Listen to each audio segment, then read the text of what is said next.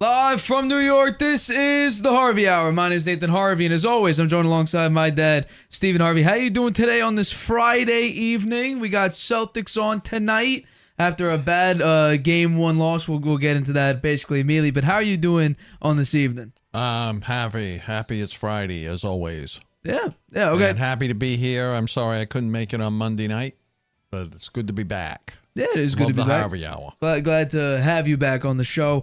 But let's get into our first topic because the Heat and the Celtics play tonight at 8:30. Game 2, the Heat were able to take Game 1 away in a pretty demoralizing loss, especially in that third quarter, which I'm sure we will talk about. They scored a playoff franchise record 46-point third quarter, the Miami Heat did, which is more than they did with LeBron, with Prime D-Wade, with Chris Bosh. Even Shaq was on the team at one point. This is the most they've ever scored in the playoffs. So I want to know just your reaction to the game and how do you think the Miami Heat were able to steal Game 1 at Boston? I think the Celtics came out in the third quarter. They were ahead. They played very well in the first half. And I think they thought, you know what, we're going to win this game. And they were not prepared to play in the third quarter. They came out flat, and they got their heads handed to them in the third quarter. And that's why they lost the game. So you think it's because they weren't ready to play? I think they got too overconfident. I think they underestimated the Heat. They thought they were going to continue building a lead like they did in the first half, and then they just weren't ready to play in the third quarter. They came out very flat, and they didn't play good defense. They didn't shoot well, and that's why they lost the third quarter. Well, they didn't shoot as badly as you may think in the third quarter. Well, the 34% three-point shooting for the game. They only had 10 three-pointers, and Miami had 16. That's a difference of 18 points. Right, but you're talking about in the third quarter. The third quarter specifically, they shot 45% from the field and nearly 38% from three. It was free throws. They went 4 of 7, which is 57.1%. Yeah, but they scored what, 23 points in the third quarter? 25 in the third quarter. 25, and Miami, well, they weren't playing any defense. I would say that's a big part of it. But I'll also say this: Jason Tatum took 0 shots in the fourth quarter. He's supposed to be the number one. Jason Tatum took 0 shots. I don't understand how that can happen. What do you mean? You don't think that no one's getting in the ball, or maybe it's just the fact that he's scared? I don't think so. Why don't you take a shot? You're the superstar on the team. You're not taking a single shot in the fourth quarter. It's your team. If you don't think it's your team, then maybe you should not be on the team. Somebody spoke to him about that. I would have thought they would have said something to him on the bench, and when they took timeouts, how come you're not shooting the ball? Well, clearly it didn't get to him because he still didn't take a single shot in the fourth quarter. So I don't think that actually took place. I'm going to go with this. I have defended Missoula's coaching for the long part of it. There was a game, I believe it was against the 76ers, where you could have called a timeout. The play you could have developed a last second shot play, and I said no. If you trust your players, that you have them go out and play. There was a potential play there, as Missoula said, and they just couldn't execute. They got the shot. I believe it was Marcus Smart who had a potential game-winning three, and he just got it off. He got the pass like 0.4 seconds to go, and he just got the shot off too late. I had no problem with that. It was like, oh, you should have called the timeout. I had no problem with this. When the team is scoring 46 points against you in the third quarter and you don't call a single timeout, that's where I have a problem.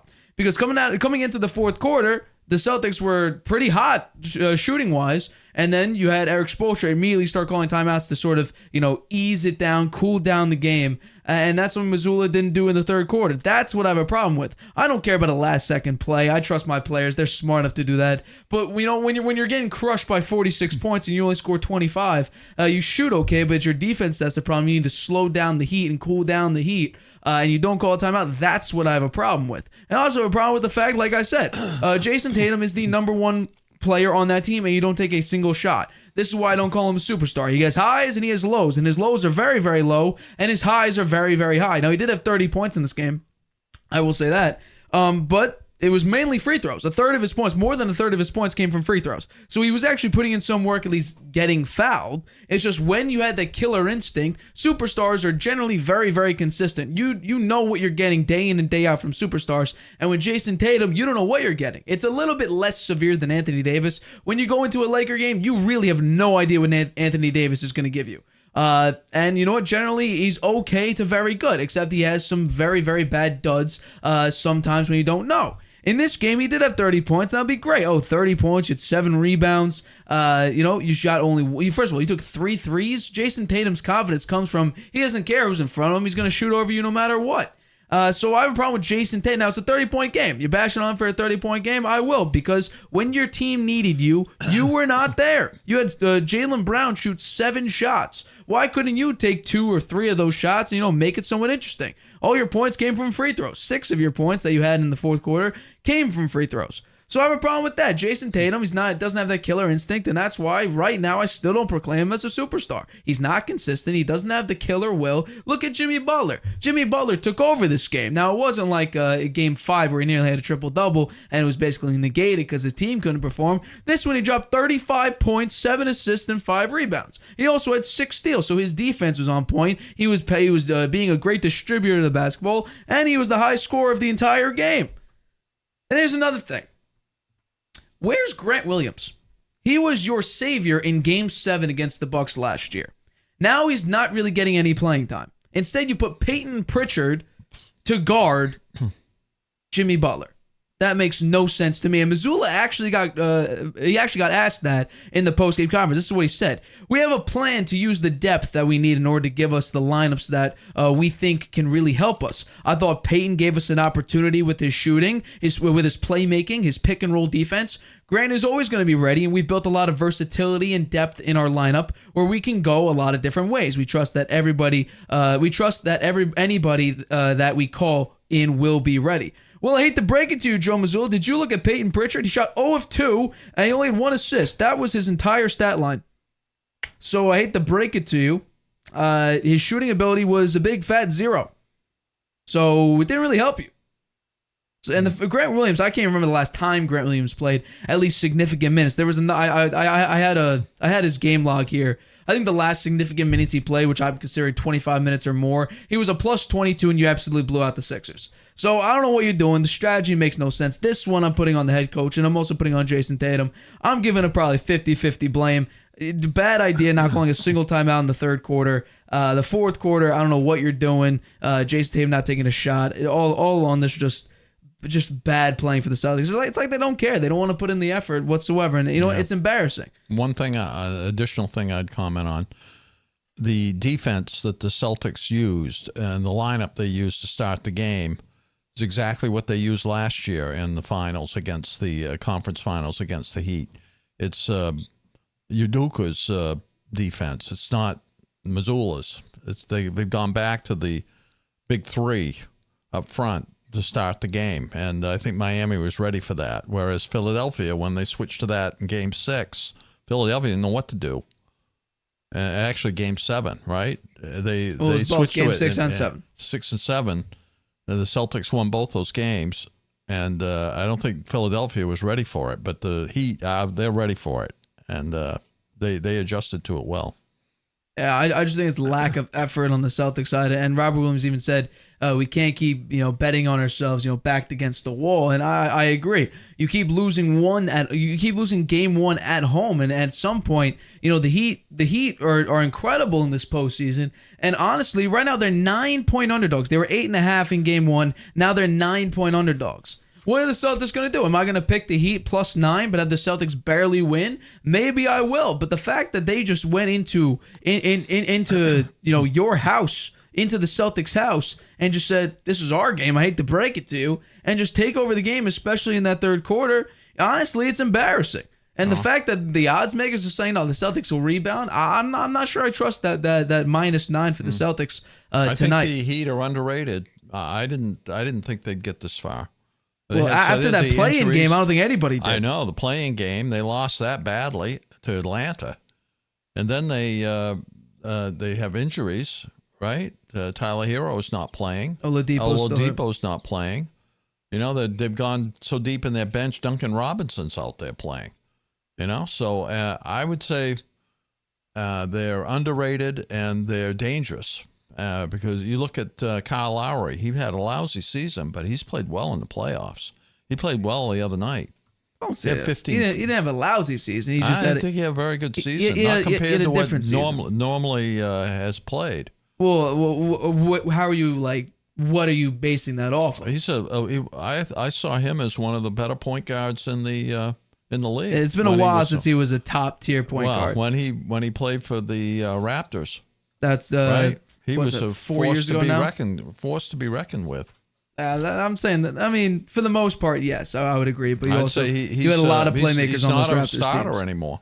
Correct. Yeah. And, he's better coming off the bench, and that's what the Heat finally figured out. They were expecting all-star Kyle Lowry. But he never did that before. He was always a starter. Right. No, for the most part, he was a starter. Now he's more coming off the bench, and he's actually performing. But I gotta say, Malcolm Brogdon had a fine game, shot 50%, scored 19 points. Derek White, who now is now relegated to the bench because they're starting Horford and Robert Williams both in the lineup. He's now off the bench as well. He put up 11 points, 4 of 6 from the floor, 3 of 5 from 3.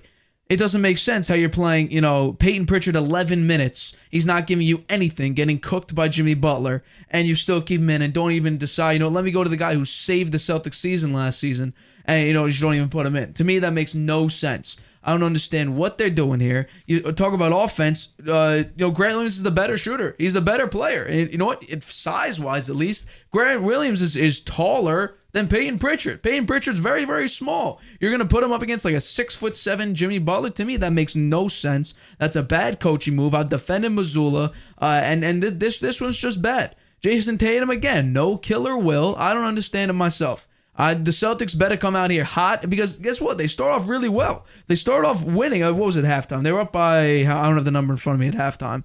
They were up by about 10. I'll bring it up very quickly. They were up in the first half by 9 points. 9, yeah. And then that lead just quickly got stripped from you. Yeah, it got stripped from you. Guess what? In the first half, maybe this is why.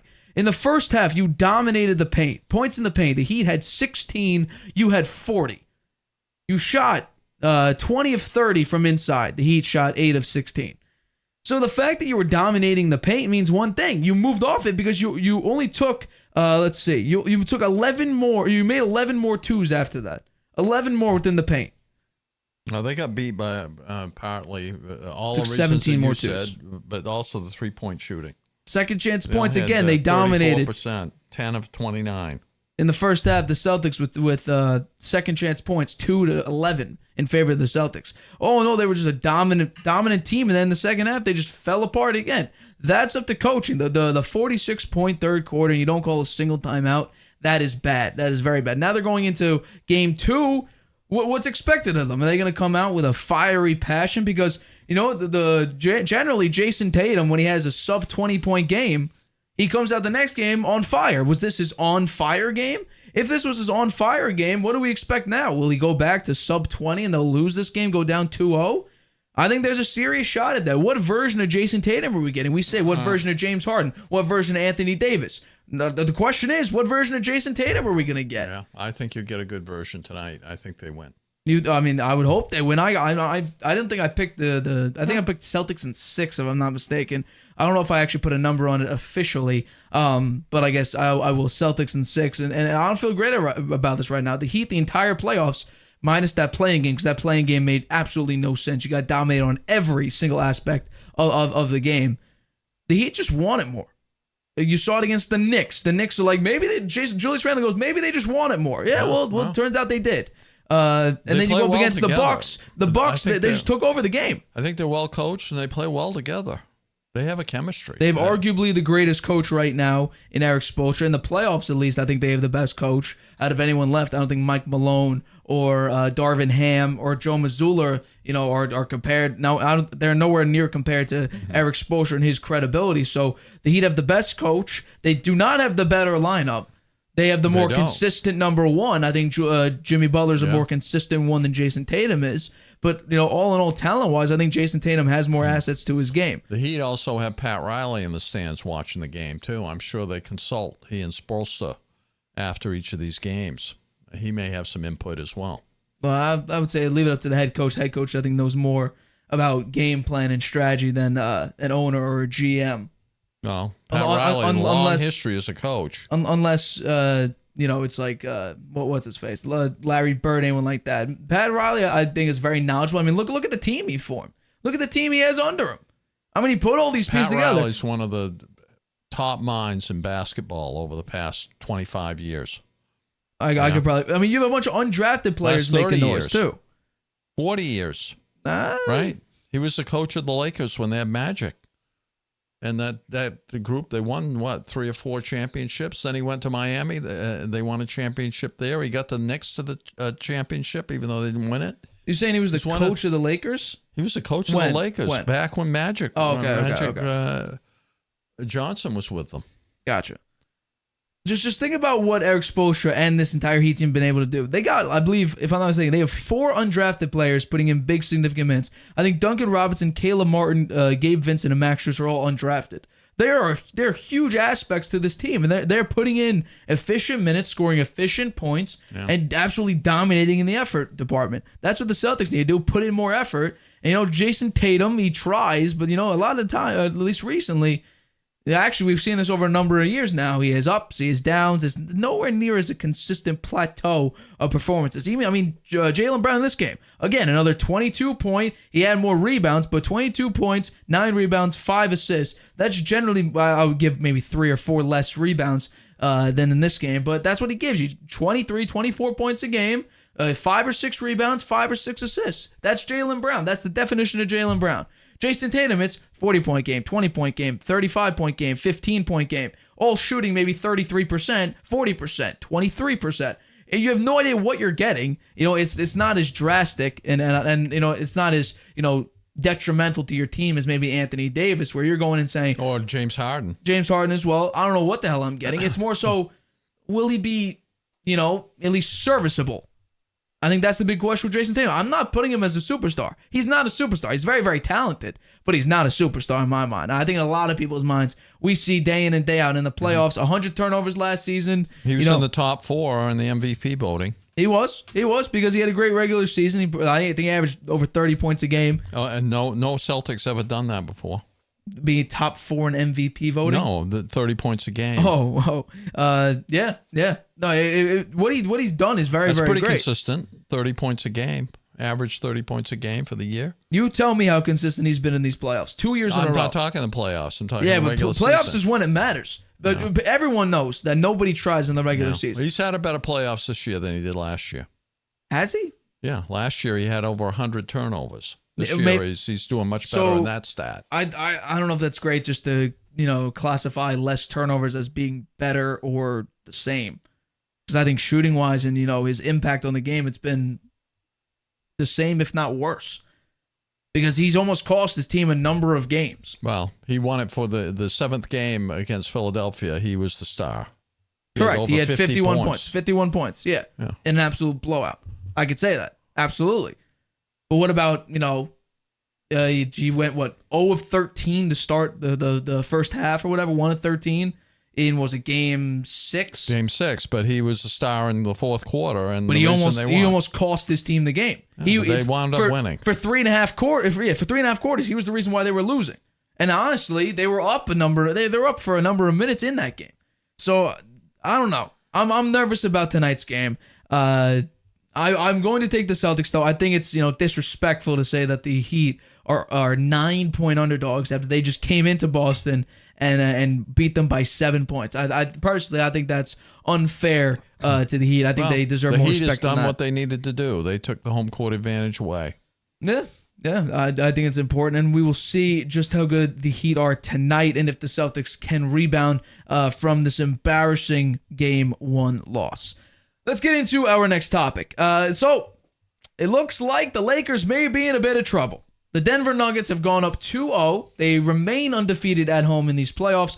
The Lakers are also undefeated at home in these playoffs as well. So what I thought is it could be battle of the home teams. Although I have the Lakers winning in 7, I think they go into Denver in that game 7 and win. That was my prediction. But it's not looking too good because the Lakers in 2 straight games against the Nuggets have opportunities to win each of these games.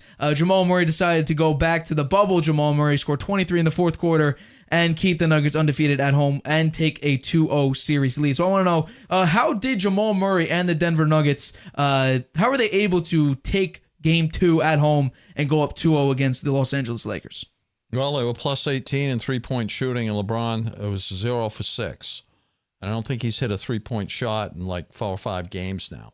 19 straight missed three-pointers in the fourth quarter. Yeah, so that's pretty bad.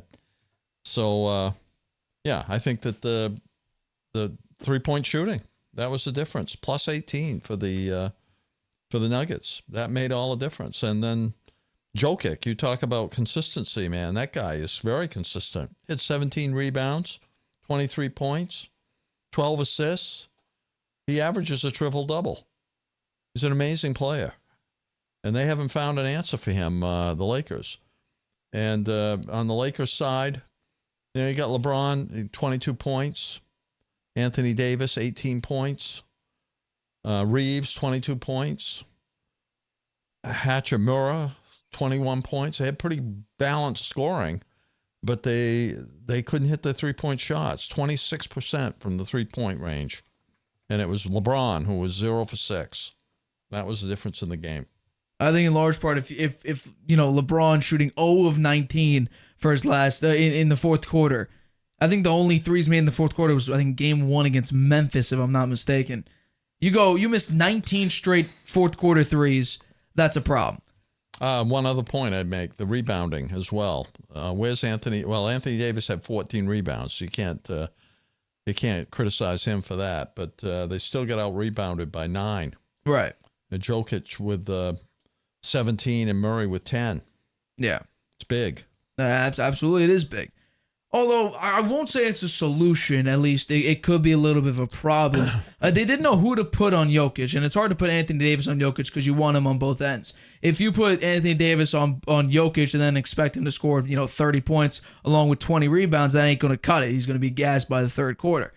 So I think a good idea, and what they've been doing, although I would have started Hachimura over Vanderbilt, is Hachimura actually is doing a pretty decent job to good job on Nikola Jokic. Now, look at Jokic. Generally, he's scoring, 30-something points along with 16 rebounds and, 13, 14 assists. Now he's only scoring 23 points, and I understand he's still at a triple-double, but the points is what matters. And honestly, the Lakers are doing one thing throughout this entire season. They do it very, very well. It's draw fouls. 18 fouls, and I understand that the Nuggets drew more fouls, but that was very late in the game, and I think Jamal Murray hit like 9 straight free throws or something like that. Crazy. He hit a lot of free throws late in the game when they were trying to foul, get back in the game.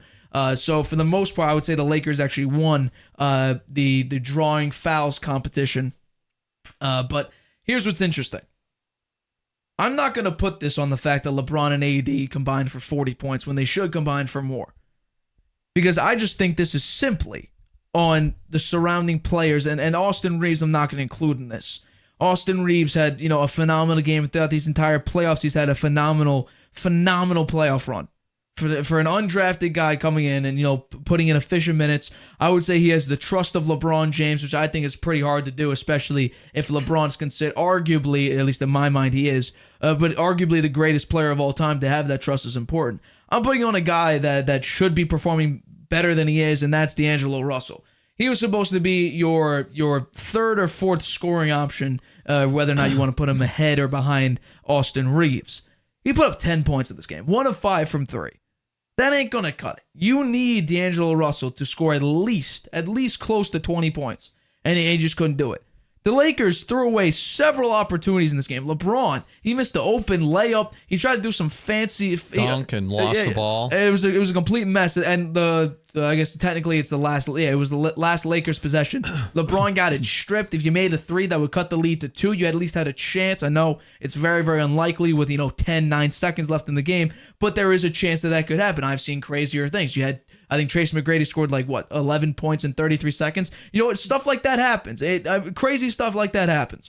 But the surrounding cast, Dennis Schroeder, who I would think is a pretty important aspect to the team, 2 of 9, 4 points, not looking too good. They did not perform very well. Lonnie Walker, he had one glimpse of hope in the previous series. Now he's back to, his normal Lonnie Walker self, averaging about 10 minutes a game. Rui Hachimura, he had a great game. Phenomenal game. I would still start him over Jared Vanderbilt, who only played 16 minutes. I don't understand that. I don't know if you were trying to say, we have a solution in Rui Hachimura, but we're going to throw off the Nuggets and not start him. Well, Hachimura played 30 minutes. Right, and I think Vanderbilt played 17. I think he started 7 of 7 for the game. That's incredible. What he was doing was phenomenal. I got to see more from the players that I think should be there. I mean, Malik Beasley's not even playing right now. He was supposed to be your wing defender. Him with Vanderbilt was supposed to be your wing defenders, and D'Angelo Russell was supposed to be your consistent scorer, or at least close to consistent scorer. Because Anthony Davis is inconsistent. LeBron is 38 years old. You're not going to expect LeBron James to carry you all the way to the finals, even though that's what I think some people are expecting. He can't do that. If you look at the numbers, he's actually a slightly better Jaylen Brown than he is his former LeBron James self. And it's sort of unfair to compare. It's the same thing with Tom Brady, I think. Tom Brady was not Tom Brady of 2007 or 2010. That was not the Tom Brady we saw. We could have seen that. I think a fair comparison would have been Tom Brady versus 2019 Tom Brady, or Tom Brady of the previous year, not Tom Brady versus the peak of greatness that he was. LeBron James, we're still expecting him to say, okay, Lakers, I got this. Let me just carry you on my back. We're gonna go to the finals where we're gonna win. That's not the LeBron James we're going to see. And that's not a knock on LeBron. That's just the realistic output. We saw greatness for 20-odd years, and now we're going into a playoff series, and we expect LeBron James to go out here, drop 35 a game, and maybe average a triple-double. That's just not what's going to happen. He's averaging a double-double, which is impressive. 24 points and 10 rebounds. Triple-double. He missed it by 1 rebound. No, he nearly had a triple-double, but we shouldn't expect that day in and day out. I think that's unfair to LeBron. LeBron is still, in my mind, the greatest player of all time. But we shouldn't expect him to consistently carry an NBA franchise, especially when you have players like Austin Reeves, who's definitely been performing, like a D'Angelo Russell, who has history. He's been a pretty good player throughout his career. I would say he's above average. You also have, this guy, Anthony Davis, arguably the Lakers' number 1 option, because LeBron may not be a full number 1 anymore, which is fine to say. It's not a knock. That's just the realistic outlook of it. Now, Anthony Davis should be the guy. And he's generally not there, but I'm not going to bash him because he did sort of his part. 14 rebounds, 18 points. Now, that's not going to win you games. You need Anthony Davis to score mid-20s generally, but he didn't have technically an off game. He did not have a terrible game. He had 4 assists. 4 assists. 4 blocks. That is what it is. He sort of got into foul trouble, too, with 4 fouls. He also had 4 turnovers. 4 turnovers. Led his team in that second in the entire game behind Jokic, who had 5. So I'm putting this on the surrounding cast of Anthony Davis and LeBron James and even Austin Reeves. Austin Reeves performed fine. Hachimura performed fine. But you have Dennis Schroeder, who is a pretty good player. I would say he's above average, just like D'Angelo Russell throughout his career. I expect more from a guy who, a large part of his career, he's been able to perform. He's looked good throughout his career. This is his second stint with the Lakers. Well, D'Angelo Russell is the one that really let him down, I think. I would agree with you. I mean, he shot 3 of 8. Dennis Schroeder shot 2 of 9. Not great from your first of all, your starting point guard, and at least on this line of depth chart, your 6th man, Dennis Schroeder. Not a good look. Not a good look at all. So you got to go out. I think you mentioned rebounding. You got out rebounded by 9. You got out assisted by 1. You had more fouls. You had slightly less turnovers, which is good. You're not losing the turnover battle. It's really about what can you do? Transition, defense. I mean, Nikola Jokic, he'll get his. But if you could hold on to 30 points like you have in the first 2 games, I would definitely feel some hope. But if you throw away the first 2 games like you did, I would be a little bit discouraged because you're right there, but you can't exactly get to the promised land. You can't get that W. And that's what I think you're going to need to do. I think, honestly, if D'Angelo Russell has a decent game and Dennis Schroeder has a decent game, you only lost by 5. You could have easily won this game several times over. Well, we'll see what they do. Even with Jamal Murray dropping 23 in the 4th. We'll see what they do at home. They may turn it around. I expect them to. They're undefeated at home. I think if you lose one home game, I'm scrapping the series. It's done. Finito. Nuggets in 5 or 6. Honestly, because if you can't get both on home, you're undefeated at home. If you can't win both home games, I'm seriously concerned. They have to win both home games. They'll be down 3-1 if they don't. That's what I'm saying. You gotta be. I would throw out the series based on that. If you go down 3-1 in the series, it basically call it over. Because guess what? If they win a single road game, if the Nuggets win a single road game, you got to play Game 5 in Denver, where Denver's undefeated. Now, I think in Game 7 that could happen, and that's why I picked the Lakers in 7. They'll come up with some weird virtuoso games. I could see a vintage LeBron performance in Game 7, sort of put the game away, play 44 minutes, drop 35 points. But you got to get to that Game 7. And I think if you lose one on the road, there won't be a Game 7. And hell, there may not even be a Game 6. I think this could end in 5 if the Nuggets win a single road game. I would definitely call Nuggets in 5. Yeah, because I don't see it's the Lakers winning on the road right now. The Nuggets to win one in L.A. I completely agree, and I'm nervous about that because I expect the Lakers to actually be picked the Nuggets. Competent. I think that's a smart pick. I think it's a very, very smart pick, but we'll see. We will see. All right, coming up, James Harden could be on his way back to Houston. Is this a good idea? We discussed that, and we also break down the over-under win predictions for the AFC. Which teams are over and underrated? We make our predictions right after this. You have a lot to say. Maybe you've thought, I should start a podcast. Meet Anchor, the easiest way to make a podcast ever. It's a powerful mobile app and web tool that lets you record a podcast anywhere and distribute it everywhere. It's great whether you're a seasoned pro or just starting out. And it's 100% free. You can record your show straight into Anchor on your phone, iPad, or the web, using any mic you want. Record alone or with friends or co-hosts anywhere in the world. You can add background music and transitions, and your listeners can send you voice messages that you can incorporate right into your next episode. If you want to produce your show using another app, you can upload your own audio directly from web or mobile and still take advantage of Anchor's totally free podcast hosting. Once your podcast is ready to publish, Anchor can automatically distribute it to every major podcast platform. That includes Apple Podcasts, Google Podcasts, and Spotify, so your listeners can hear your show wherever they want. And on the web, you can see detailed analytics about how people are listening. Plus, you'll get a great-looking profile page where anyone can listen to your podcast or subscribe to it. And if you want to ask your audience to support your work, Anchor makes it easy to collect monthly payments from the people who love your podcast and want to see it grow. You really don't need a recording studio, expensive equipment, or a bunch of technical knowledge to deal with a podcast feed. Just get started and join the diverse community of podcasters already on Anchor. We can't wait to hear your podcast. Introducing video podcasts on Spotify. Transform your storytelling into a show everyone can watch Or listen to. Easily upload your video through Anchor, Spotify's free podcast creation tool. So whether you're showing off a new recipe, Interviewing an exclusive guest, or uncovering the next mystery, you can now reach a whole new audience with Spotify. podcasting just became more than audio. Create with Anchor, watch on Spotify.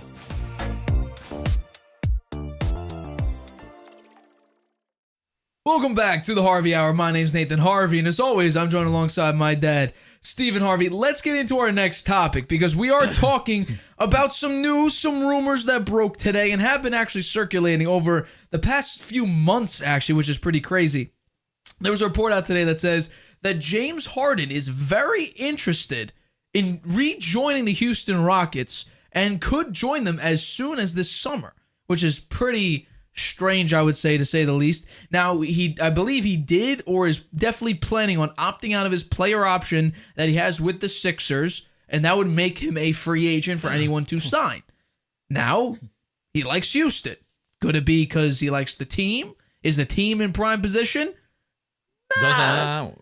Could it be the nightlife and the nightclubs out there? Maybe. Seems pretty likely. I don't know. Houston? Yeah, Houston. Apparently, James It's a Harden hot place. loves the nightlife in Houston. So I want to know, do you think this would be a good or bad idea for James Harden to rejoin the Houston Rockets? I think it's a bad idea. I mean, that team, they don't have a very good team. They're in last place this year, I think, right? They didn't have any didn't even come close to making the playoffs. Right? Why does he want to go there? Nightlife. Oh, the nightlife? Well, that's not good for I don't know if the team would want him if that's his main reason for coming. He'll be out there hungover the whole time. Huh? So, I don't know. He's a funny guy. I like him.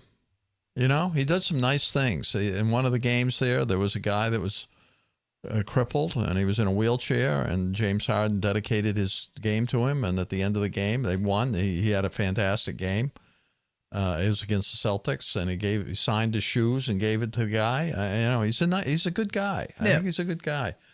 Is he in the best shape all the time? You know, this season I think he was, but he was inconsistent in the series against the Celtics. Right. He had 2 games where he was lights out, and then the other games he was sometimes nowhere to be found. I didn't understand that. I mean, all you got to do is stand back there and take that step back 3. How hard is that to do? You can do that anytime you come down the court. Why not try it 5 or 6 times? Sometimes he wasn't doing it at all. So why does he want to go back there? I guess he'll be the number 1 player for sure. Maybe he doesn't want the pressure of going deep into the playoffs because it won't happen there. Unless they go out and make some trades or something and get some good players, or they must have a pretty high draft pick. They have the number 4 pick. Number 4 pick. So, maybe they can improve their team. And but he wouldn't be the person they build around, that's for sure. He's getting old. Fair. So, I don't know. Are they interested in him, Houston? I mean, we got to think about this. If James Harden, I think if James Harden decides to go, first of all, I want to say this before you have to pay him a lot of money. I agree. I definitely with that. He wants financial security and probably just chill in whatever state that his team's in. That's probably where he's going to remain. What's funny is that a report came out today along with this one, or it may have came out yesterday, that Doc Rivers firing, James Harden apparently had a decent amount of input on the firing of Doc Rivers. And now he wants to opt out. Now it seems like... That's a little odd. It seems like it's, taking a shot and going. What I think maybe Belichick, a little sabotage, a saboteur, James Harden is. Maybe saying, hey, well, you don't have a head coach. But the funny thing is, and talking about Houston is, if this is what James Harden wants and he wants to jump right back into the Houston spotlight, where he was an MVP. He averaged well over 30 points a game with Houston several times. He averaged at one point 36 They never did points well a in game. the playoffs. They never did well in the playoffs. Injuries, you had Chris Paul. You were up against the Warriors. It was very, very difficult to get through. However, I will say this. If it is really about the nightlife, because for damn sure you ain't making the playoffs and you ain't winning NBA Finals, that's for 100. Mark it down right now. Was it May 19th, 2023? If James Harden goes to the Rockets, they won't even sniff the NBA Finals. Part that down. I guarantee you. I don't think anyone would disagree with that. Maybe point. they get a great draft. They draft somebody who turns out to be good. They trade for a I don't player know or about two. that. Maybe they get to the play-in. Right. They might make it to the The play-in. play-in has allowed teams that Number generally 10. wouldn't make it to actually make Yeah. it. I like that setup. No, I like that setup. I a completely lot. agree. It helped. You really Eric have to be in Spoelstra the liked that top as well. 6. You have to be in the top 6 to guarantee. Top 6, yeah, to get and guaranteed then playoff spot. you risk it in just 2 games of play. They only get to Makes play the 2 regular games. season mean just a little bit more. Yeah. You put in a little bit more effort. Yeah, I like that. But I will say this: if James Harden is going to go to Houston, not for winning, but for chilling in Houston again, well, he may have difficulty, and maybe the Rockets don't want him because we forget who's the Rockets head coach. Ime Udoka, who takes no BS, and we saw with the Celtics. Ime Udoka, he requires 110% effort, especially on defense. James Harden is not a great defender, and he is kind of casual now, I would say. He doesn't really, when Embiid's out there, the chemistry with the 76ers seems off. But we see that he could still perform when he needs to. He scored two 40-point games. Game 1 against the Celtics. As well as game 3. Wow. 2 40-point performances in the Celtics series. So we know he can go out and score points like he used to, but on a more consistent basis while also playing tough defense, which Ime Udoka, I guarantee you, will force each of his players to do. I don't understand why Oklahoma didn't win the NBA championship when they had Kevin Durant, Russell Westbrook, and James Harden on the same team. Well, and they were all young. Well, how come they didn't win it? They made it to 1, and then I don't understand why they didn't win it. They lost the Heat, I think, in 5. But then you also got to remember the season before KD joined the Warriors, when they still had that, I believe they still had that big 3 at that time. It was them up 3-1 against the 73-9 Warriors. Warriors came back and won a 3-1 series. So yes, while the Warriors have also choked the 3-1 series, then cried to Durant about bringing him onto the team. KD also choked the 3-1 lead and crawled to the Warriors, and they joined forces. And you know what? That 3-1 deficit or the 3-1 lead, and then you fell down 4-3, happened in the same year. So I don't know what it is. KD decided to move on. James Harden, moved on to sort of greener pastures, then went to team up with KD in Brooklyn. He seemed to be about 60 pounds overweight. People were saying fat suit. And then all of a sudden, he just wanted to leave Brooklyn, go to Philadelphia for a couple of years. He had a pretty good run in Philadelphia. There was also a rumor he could be joining Phoenix, rejoin KD. That's a bad idea. That's a terrible idea because that affects your status and KD's status as well. He started to look like a journeyman. I would agree. A bunch of teams now. Maybe he started. He's played for 4 teams, but the previous 2, not looking too good. Not looking too good. The end of the Rockets run was okay. Not great, but not terrible. So I would say bad idea if you want to win, and I honestly think bad idea if you want to just chill and enjoy the nightlife because your head coach demands you put in effort on every single play and especially on defense. So I don't think you'll be living the nightlife up in Houston like you maybe once did with Mike D'Antoni as your head coach, because you got a guy who cares about. Mike D'Antoni didn't care about defense. I mean, he was a run and gun. I would agree. They were a run and gun. Yeah, 3-point shooting. That was it. I mean, it was. They had some success with it, definitely but not enough to win the championship.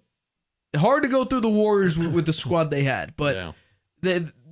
Also they dealt with injuries. Chris Paul got hurt probably in the worst of ways a couple years in a row where they could have beaten the Warriors, but they just couldn't. So overall, I think this is a bad idea on both accounts because I don't think Ime Udoka will let James Harden enjoy the nightlife as I think he's hoping for. Don't join Phoenix. That's just bad for you and KD. Big narrative. KD doesn't do with crushing narratives very well. You denied your player option. How many? I mean, I think his market would be decently sized, I would say. I mean, he showed the playoffs. He can still shoot. He's averaging over 20 points a game still. He averaged, I think, the most assists in the season. Yeah, he averaged 10.7 assists per game, most in the league. So, I don't know who's going out to get him. Could it be that he goes to there could be a potential sign and trade? Think about this. Ooh, big brain moment. Here we go. Now, I don't think necessarily this team needs a guard, but I do think this could be a big, help to this team because the Portland Trail Blazers said that they will probably trade away their 3rd overall pick to get a superstar to help Dame win a championship. Could it be the Rockets sign and then trade James Harden away to Portland in some sort of trade package that I'm sure could be solved? You think James Harden is the answer to get Portland to the maybe. championship? Now they don't need a guard, so this could be unrealistic. But with the talent James Harden has, Portland has Lillard, and they were terrible this year. They have the 3rd overall pick. How are they going to get to the championship if they just add James Harden? Hey, they got to need more than that. I just threw it out there because I remember sign and trade. The Portland wants to get rid of their 3rd pick. And get a superstar player. James Harden has performed. He's shown he can perform. Just shooting darts. I will say this about this pick. I can't remember if I said Portland or the Pelicans would make it to the finals. Either way, I completely whiffed on that. Completely whiffed. So I will say that. But James Harden, I think me and you could both agree, bad idea either way. Yes. I would definitely say so. But the question is, the looming question will be, if it's a bad idea either way, what's his next move? And I think that's a big mystery. Maybe he'll stay at Philadelphia. Then I wouldn't. I don't think he has fully denied his player option yet. But if he already has, you're kind of screwed, I would say. Unless Philadelphia's going to come and give you a deal. Yeah, that hasn't said that he's. I can't remember if I saw a report that he's already done it or is basically going to do it. Yeah. Here, so I'm not too sure, but I think it'll be interesting to see what his next move will be. All right, let's move on to our last topic. All right, so we're talking a little bit of the NFL. It's been a while since we talked about the NFL. Football season coming up slowly but surely. We got about 4 more months until the NFL season is underway. About, I would say, 3 months until we see training camp and OTAs and everything like that. So it's going to be a very, very exciting time. We see Lamar Jackson back in action with the Ravens with his new receiving talent. Something I like to see and what we saw a little glimpse of, we'll talk about that on Monday, is Mac Jones. Mac Jones, we saw a little bit of footage of him throwing the football. We'll talk about that on Monday in the Patriots, what we expect from Mac Jones. But basically, there were over-under reports, which we've talked about on the show before. When we're talking about the Patriots, they're 7.5 over-under win total. And here, we're going to do the AFC first. So this is what the AFC looks like, over-under win totals. A couple shockers here, I think. I don't know, especially... Can I ask a question about this? Yeah. Is this also the placement of where they'll wind up? Well, I was doing this based on win total. Okay. So not necessarily where they're going to wind up. Well, if they do follow through on these... If everyone goes over, this would be the order. Not necessarily. You got 2 teams there, 9.5. I got 3 teams. Jets and Dolphins. Maybe the Dolphins are second and the Jets are third. Right? Well, it would be, you need to break it down on like head-to-head matchups and division matchups, but overall this is where you think it will come out. Well, this is not where I think. This is just the order I put them in with win totals. Oh, okay. We'll do our AFC NFC standings when we get to the preseason. So I want to know. Let's start with the AFC East. The Bills are favored at 10.5. What are you going over under? Just break it down each team. Over under Bills 10.5. I think it's about right. So would you say 11 wins or 10 wins? Over or under? I guess I'd say it's under. I think they'll probably get 11 wins. I think they'll get 11 over. wins. You said under. It's over. No, the 10.5 is under what they will do. I think they'll do 11. So, okay, then you know how this works. Over under 10.5. If you say over, they'll win 11 or more. Under is 10 or less. Okay, I got it. So it's over. Yeah. So you say 11 wins. So they go 11 and 6. Yeah. Interesting. Okay, what about the Jets? 9.5. Over under. Under. Really? How many wins do you think they're gonna get? No, I'm sorry. I think that's. Do you want to see the schedule? I think they're going to do less than 9.5. So 9 or less. So I'm asking you, how many wins do you think they'll get? 9. 9 wins. Okay. What about the Dolphins? 2 is back. Yeah. I think they're going to have trouble with the quarterback. I think he's not going to be there the whole season. So I think that they're going to wind up with about 8 wins. 8 wins. Yeah. And then your New England Patriots. We broke this down. I think we have the numbers somewhere here. How many wins you think they're going to get? But I think they're going to have 9. 9 wins. So you think they'll be in that third spot? Actually, I think the Patriots. There's a potential. You said that they actually go into the 2 spot because you said the Jets have 9 wins. Yeah, I think the Patriots have a shot at the playoffs. Wow. Interesting. I'm going over with the Bills. I'll go over with the Jets, under with the Dolphins, and then I would say under because I'm saying Patriots get 7 wins. They go under. So that is basically how I think the AFC East will. You think the Patriots will win less than 7? It's going to be less than 7.5. I don't know if I have the paper here, but if I did, I said here we go. Is this it? Let's see. I do. Wait, is this your paper? Just look at. I think we have the schedule up right now. Let's see. That's that. Yeah, just look at the Jets schedule. The Jets is brutal. You just go Bills, Cowboys, Patriots, Chiefs, Broncos, Eagles. Like, think about it. Bills with Josh Allen. That's gonna be difficult. Cowboys with that defense. The Patriots, Bill Belichick. He has a pretty good defense generally, and you haven't beaten them in 7 straight years. Pretty hard to beat him again, I think, even with Aaron Rodgers. You got the Chiefs, Super Bowl winners. The Broncos, I think, we won't see a great Russell Wilson. I think that's, once again, more of a trend than a blip. But he has Sean Payton, he's a Hall of Fame head coach, a tremendous head coach. They have the Eagles who are just in the Super Bowl. Yeah. And then you have your bye. The Jets, why I bring them down, their win total down. They've got good players. They've added a great quarterback, right, who probably will have a very good season. I think their coach is going to be the problem. He has all kinds of problems managing the game. He makes boneheaded decisions in a number of games that they probably could have won. I think he's going to be the issue. Interesting. And you say the Patriots. Look at their schedule. Their schedule's very hard. Their schedule is brutal. Yeah. You play 10 straight weeks, and you could start off 0-4. You could start 0-4. Eagles, that's definitely a loss. Dolphins, you haven't beaten. Tua is undefeated against the Patriots. They generally can beat the Dolphins at home. Tua is undefeated against the Patriots. They've beaten the Jets every year for 7 years for every game. Right. Okay? And so they're going to be 2-2, maybe. But you have to realize, Tua is undefeated against the Patriots. Undefeated. He hasn't lost in his career. So regardless, home or away, the Patriots already have a difficult time winning at Miami and beating Miami in general. Tua hasn't lost to Bill Belichick. He's beaten him each time.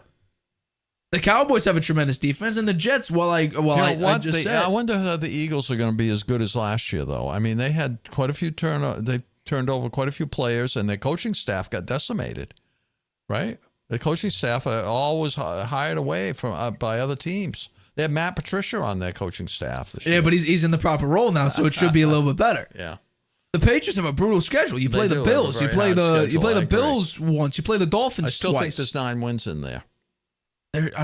I broke it down. I'm looking at it again. I think they're winning. They definitely beat the Jets once, Saints, at least Colts, once. They're going to beat the Saints. They're going to beat this time they'll beat the Raiders. They're going to be hell-bent on that game, right? They'll beat the Commanders. They'll beat the Colts. I think they'll beat the Giants. I think they'll beat the Steelers. I think they'll beat the Broncos, and I think they will beat the Jets at the last game of the season. That's 9 wins. I'm looking at it now. I have confidence in 5 games.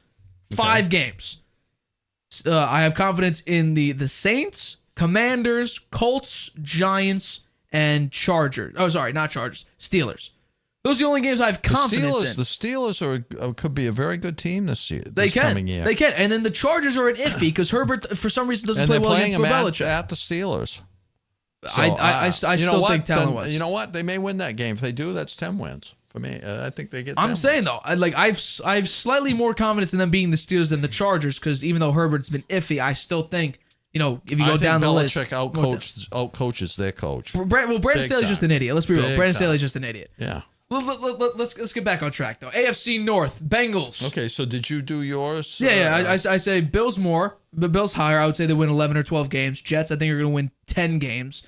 Dolphins, I'm going to say win 9 games, and the Patriots are going to win 7. So I'm going over, under. Those are my 2 picks, and that's how the AFC East is probably going to look. AFC North now. Bengals, Browns, Ravens, all tied at 9.5 wins. Mm-hmm. Let's go down with the first one. Bengals, under 9.5 wins. Over win. How many do you think they're gonna? How many wins do you think they're gonna get? Win 11 games. 11 games. Browns 9.5. Under. How many wins? 7. Oof. Ravens. Lamar Jackson. 6. Odell. Maybe 6. That's crazy. Ravens, Lamar Jackson, Over. Odell. Over. How many wins? 10. 10 wins. So you think the Bengals win the AFC North crown? Yeah. And, I mean, the Steelers, who knows? Maybe they have the Steelers I winning think 12 they're games. over, too. I think they win 9. 9 games. Okay. Browns win 6 games. That's crazy. The Browns are terrible, Nate. Yeah, but They're terrible. I don't care if they got you got Deshaun Watson, Deshaun Jackson, Deshaun Watson. Deshaun Watson with another year Maybe with they'll have Amari Deshaun Cooper. Jackson, too. I'm gonna go Bengals over. The fact that they're 9.5 wins I think is absurd. Truthfully, That's absurd. I would say they win 11 or 12 games. Browns, I agree with you, are going to be under. I would give them 7 or 8 wins. Ravens, I say they're going to be over, but barely. Honestly, I don't have the Ravens schedule in front of me. I may go under and say 9 wins. Well, it depends on Lamar's health. Right, I don't trust Lamar's health, and that's the only reason why. And then Steelers, I would say the over. I think they get 9 wins. Yeah. All right, AFC South Jaguars, 9.5 over under. What do you think? Maybe over. Over. 10. 10 wins? 10, Okay, what yeah. about the Titans? 7.5 with I think they're Will over, Levis? too. Or, I think they get at least 8. 8 wins? Okay. They have Derrick Henry. They do have that. Reportedly, they're trying to shop Derrick Henry. I don't know what's going on with that. The Colts, over under. 6. Really, 6.5, you're saying under. How many wins? 5. You do think Anthony Richardson starts week 1, or do you think it's If Gardner he Minshew? does, then they no way they're going to win more than 5 games. He's Fair. a rookie. He's got very little experience. They have Minshew as his backup, Correct. or he may be the starter. And they were terrible last year. I just think they have a brand new coach. 5 wins maybe. 5 wins. All right, let's go with the Texans. Over under. Under. Under. 6 maybe. So you think? They only won 2 games last year. I think they had 3 Right. games. I think they went 3, 13, 3 and 1. games, okay. Yeah, And they draft. They had a great draft, but those players are all rookies. I agree. You know. But hey, C.J. So, I Stroud, don't think they're arguably the best quarterback. I But think he's going to have a tough time. For a rookie, it's going to be tough. It's going to be tough for him. I would say Jaguars win 10 games. I'll say they win 10 games. Titans, I think, honestly, Titans could win 8 or 9 games. I would pick the over on that I one. took over on that. I got on. I agree I with can't you. believe they're 7.5. Actually, The Colts, I think it's who you start. And at what time do I'm you bring surprised they Gardner got Minshew? 6.5 for that for them. You Given think how that's too high? terrible they were last year, I do. I think it's too high. Interesting. I don't know. For the Colts, it's confusing because who do you start? How is the team going to look? People are saying Anthony Richardson. First of all, I think the passing game for the Colts is going to decrease.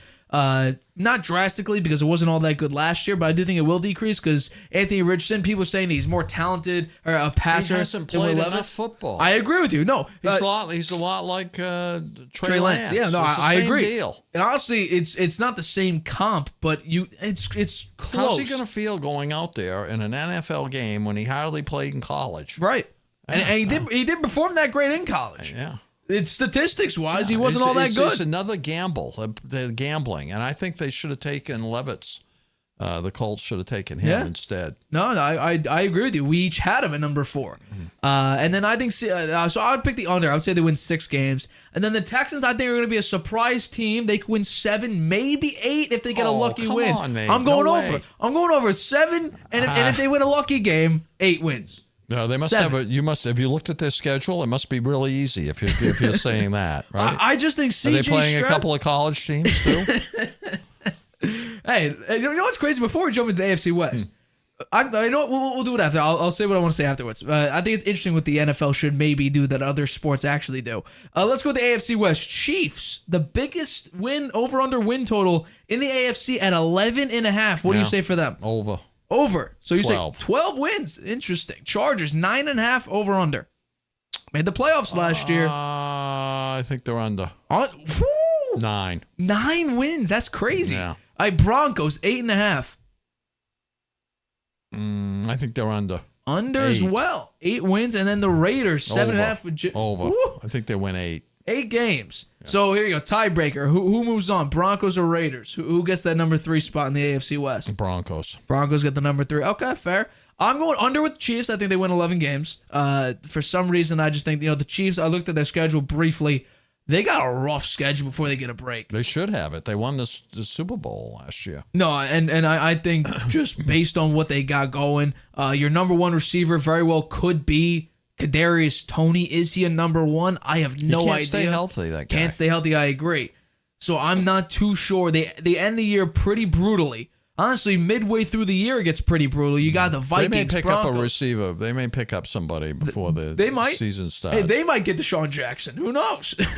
Why not? The guy can still play. No, he still got that deep ball. Chargers, I'm going to go over. They win 10 games. Broncos, I'm going to say they go over and win 9. Raiders go under and win 7. Yeah. And what I'm going to say, and so that's basically, so what we got playoff teams. We got the Bills, Bengals, Jaguars, Chiefs, each winning the division. I would put Jets. I think it's going to be Jets, Chargers, and Ravens in the playoffs. Those are my 3 playoff teams. Jet, Chargers, and Ravens, huh? Yeah. I think the Dolphins miss out barely. The Titans, I just don't think are going to be anywhere near the rest of them. Because I think I have the Jets winning 10 games. I have the Chargers winning 10 games. I have the Ravens winning 10 games. You might be right. So I think all those 3 I like teams. to see the Patriots sneak in there somehow. It doesn't look promising, but I'm still I have a weakness for them. I know, I can understand that, but those are our AFC over-unders. We will do the NFC going into next week on Monday. We'll do our NFC over-under predictions. I want to say this before we turn off the show. I guess I'll this will be just an afterthought. Why doesn't the NFL do something like the MLB does, or even the NBA does with the minor league teams? NBA, you got the G League and the D League. And MLB, you got AAA, single A, double A, the entire minor league system. Football has that now. They have the USFL. But what I'm saying is that those teams aren't associated with NFL teams. The NBA, no, but in a way they are. Right? You're able to pick players out of the league. The pro teams are watching those. Absolutely, they're watching those games and those players to see if there's anybody they might pick up. Right. And so I do think they have it. I do think you look at that, the USFL and the XFL, as kind of minor league NFL. Well, I'm talking about make it like official. By the way, you probably need to. They're making like billions the of dollars. Patriots would have a minor team. Yeah, like the let's say that would be interesting if they did something like that. Yeah, right. Like the New York Revolutions or something like the New England Revolution, something like that. Some sort of minor league USFL or XFL. Some sort of expansion team that's a minor league team that it could be like a farm system. You could say I'm moving down Mac Jones and bringing up Bailey Zappi, for instance. It expands the amount of players you could have on the team technically. But when would they play their season? They couldn't play it at the same time that the you do it exactly the way the XFL and USFL are doing now. Play spring ball. Yeah. They can play during the spring, basically sort of entering the now it's entering the fall. Ah, that would be interesting. Yeah, start after the Super Bowl. Would they be the same logos and everything on the teams? Like would it be? The NBA, G League, and D League, the teams that are associated have slight differentiations to the logos. So that you wouldn't want to do the same. That's for sure. Right? No, they have to be same. No, I'd be for that. I'd watch those games. I mean, particularly I think you watch watch your team. The team that you root for normally in the NFL season, their minor league team, you watch to see if they have anybody that could come up and play, right? Yeah. I don't know why they do it. I mean, the opportunity is right there, and now the NFL they could probably make money on it too. I mean, the NFL is making billions and billions and billions of dollars, and they're only focusing on 17 regular season games. They used to do it in Europe, right? They had the Europe League. Well, they had the CFL that they had, and I don't think it was associated, but they have the CFL, they have the XFL, they have the USFL. I'm not sure what they used to have. They used to have a minor league over in Europe, right? And some of those players. So. They had a German team, I think. Yeah, there was a German team. I'm trying to think because I played with them on Madden one time, Madden 07. I remember it was like the Frankfurt Galaxy or something like that. It failed, but they did it in Europe. Maybe they. The NFL wasn't as. I mean, think about the NFL now. We saw the Bucs Seahawks game this year in Germany. The crowd was insane. The crowd was doing it's like soccer chants. They were into it. Yeah. And now the NFL is rumored to potentially at some point in the future make a European division. I think that would be insane to have. But I think honestly, if you want team, I guess the draft would be difficult because when do you draft a player? Because you can't, like generally, people in the NFL are 23, 24 years old. You're not drafting a guy like in the NBA when he's 18 years old, or in the MLB where you could draft them straight out of high school. It's sort of that system where you don't know when to draft them. Could it be? I mean, you could sort of. The logistics of you need to break down, but it's interesting. Football's a really rough game, right? Absolutely. I mean, somebody who was thinking they want to move up in the league, right, and they start out in the spring playing in the minor league team. They play 12 games or 14 games there, right? And then they make the big team. They have to play 17 games more. There'll be nothing left of them by then. No, fair. No, fair. No, The chances of coming through that uninjured is pretty small, I think. The logistics of it is difficult, but I do think because there was a receiver on the Cowboys. I tried to look up his name. I believe he was the MVP. I think it was Cavante Turbin, I think. He was a receiver for the Cowboys. He was the MVP of the USFL, if I'm not mistaken. The Cowboys picked him up, said, hey, join the team, and he played 17 games, I think. He didn't start a single game. He had, let's see. He had 3 rushing attempts for 17 yards. He had, I'm trying to find it here. He had 1 catch for 9 yards. Didn't contribute a huge amount, but the MVP of the USFL made it to the NFL. Yeah. Except, there's no association besides they play the same sport with somewhat of the same rules but different. You even have a player-run league or a fan-run league where fans are calling plays. I think those minor league teams are a good way to experiment with the rules. You see the way they do the kickoff now in the XFL. Yeah, that was different. They didn't have any big returns. The onside onside kick is a 4th and 15. If you convert it, you get the ball there. Yeah, I think that's a great idea. By the way, yeah, but you didn't see them do much with it. I mean, the kickoffs. I didn't see any. I watched some of those games. There was one where they had a good kickoff return out of that. Yeah. So I don't know. They also experimented they had the drone camera right behind the kickoff and it would follow it all like that. That's some cool stuff that you could see. Yeah. I don't know if the NFL is that, depending how you think about it. Miking up the players, they do some of that. That's risky. Yeah. That's risky. You got kids watching the game. They don't want to hear a bunch of expletives going over your TV screen. Yeah. But I think the logistics of it are obviously hard to come by. It has to be thought through. I agree with you. If you're playing 10, 12 games in the USFL or XFL, then you got to go play maybe 17 more in the NFL. We may have guys. I think the average career is be the end of their career. I don't know how you do that. I think you'd be so bruised up, they wouldn't know, whether you could walk or talk or think or chew gum. I think you need to change the rules maybe a little bit. Make it. The logistics of it are difficult. Yeah, you can't change the rules too much in football. You can't take away the violent part of it. That's what people like. They're trying to with all these brand new rules. You can't hit a guy. You can't chop block. They've softened the game down quite a bit from what it used to be. I mean, the quarterback gets a lot more protection. Yes. And calls, roughing the quarterback and things. They have softened it up for the quarterback a little bit. It's and for the wide receivers too, you can't spear somebody with your helmet and that. Yeah. So it has softened up a little bit, but still a very violent game. I know it's not a contact sport; it's a collision sport. Yeah. It's regulated violence on many levels. It is. People many that. levels. Well, it's the same thing as hockey. Speaking of football, and one thing I'd like to say, sure. Jim Brown passed away. He passed away today. Great player, one of the greatest players in the NFL history. I remember the 1964 championship game. He had a great game. They won. The last time the Browns won the championship was 1964. He was on the team in the MVP, and he was a great player. And he only played 9 seasons. He retired. He still goes down in history as one of the best running backs ever. And rest in peace. I think a lot of people will put him top 3 of all time. Yeah. I think the top 3 players, I think honestly, he could have played 6-7 more years. He would have had every record. He's top 3 or at least top 4 because it's hard to take out. Depending on what you think. Definitely, I think these are players in your top 4 without a doubt. It's Lawrence Taylor, Tom Brady, Jerry Rice, and Jim Brown. Those 3 players, I think, are pretty indisputable to be in your top 4. And also, after he retired, he did a lot for his race. Huge activist. He was a tremendous activist. Smart guy.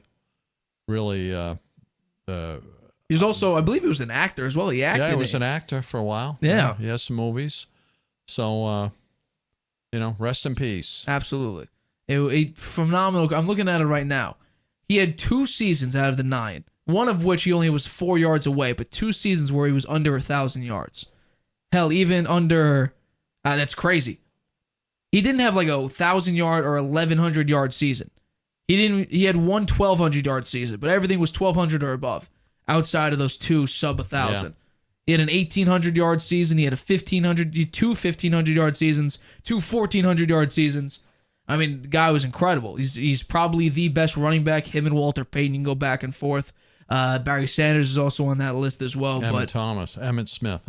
Emmett Smith, yeah, he holds the records, but just absolute dominance of the position of the sport. In the history, he goes down as, like I said, top 4 player. You could put him top 3. It's hard to replace each of those other 3 players, but I would say honestly, if you're gonna remove one, and if you talk about dominating the sport, in his Tom era, Brady may drop. In his era, he was lights out. The best undisputable. player. much way beyond anybody else in Absolutely. his era. Absolutely. His entire career, he was a Pro Bowler. So back then, the Pro Bowl, Pro Bowl's kind of gotten tarnished over the past 5 or 6 they years. actually played the Pro Bowl. Pro Bowl used to be a very, very good achievement to get. He made 8 All-Pros, 3-time MVP. It's been a while since a position outside of maybe quarterback has won MVP. Basically never happens. He won 3 of them. They don't know what they're doing with the Pro Bowl now. Pro Bowl is now just a skills challenge. Crazy thing. It's a skills challenge. I think maybe they should have a basketball game. They have flag football. Yeah, they have flag football. They should play basketball. Or maybe a baseball game. Huh? Multi-sport. Kyler Murray and Patrick Mahomes, they each got drafted. Right, Russell Wilson even got drafted as well. So you got a couple baseball players in there. Yeah, they should do a basketball, baseball, and a skills challenge. Didn't they do a volleyball thing? Why am I thinking about volleyball? Maybe. I'm not too sure, but it's quite interesting. But that will wrap it up for today's episode of the Harvey Hour. Thank you for everyone for tuning in. Thank you for the tremendous growth since me and my dad started the Harvey Hour about 1.5 years ago. We appreciate it tremendously. And don't worry, great content will continue to be produced on this show continuously until the next stage of wherever the show may turn into. It's going to be exciting to see where the show takes itself. With us at the helm of the show. My name's Nathan Harvey. That's my dad, Stephen Harvey. Catch us Monday, 6:30 p.m. Eastern, right here on YouTube. Bye. Introducing video podcasts on Spotify. Transform your storytelling into a show everyone can watch Or listen to. Easily upload your video through Anchor, Spotify's free podcast creation tool. So whether you're showing off a new recipe Interviewing an exclusive guest, or uncovering the next mystery, you can now reach a whole new audience with Spotify. podcasting just became more than audio. Create with Anchor, watch on Spotify.